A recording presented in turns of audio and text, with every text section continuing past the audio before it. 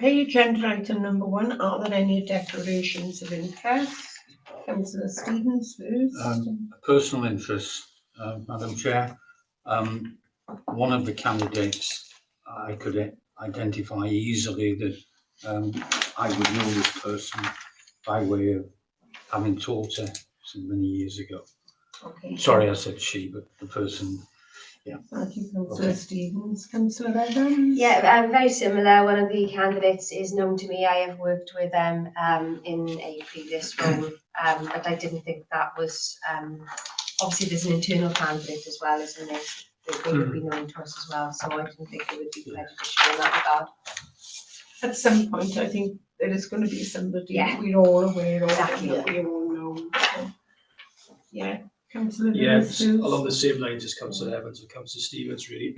I think through some of the applications, I think the applicants are identifiable. There's one in particular who I serve as a governor on a governing body of a school in which he was head teacher.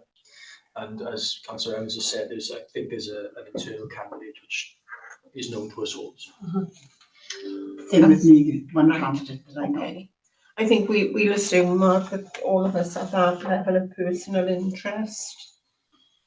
Okay, the next item is to receive the minutes of the previous meeting held on the 7th of January 2025. Move, Chair. And I'm Mark, is it fine from the chair for me to second those minutes? Because I'm assuming that nobody else was probably at that meeting. Okay, so I'll do that accordingly then. And then the next item on the agenda, if somebody can move and second the necessary resolution. So moved, yeah. I'm happy to second that.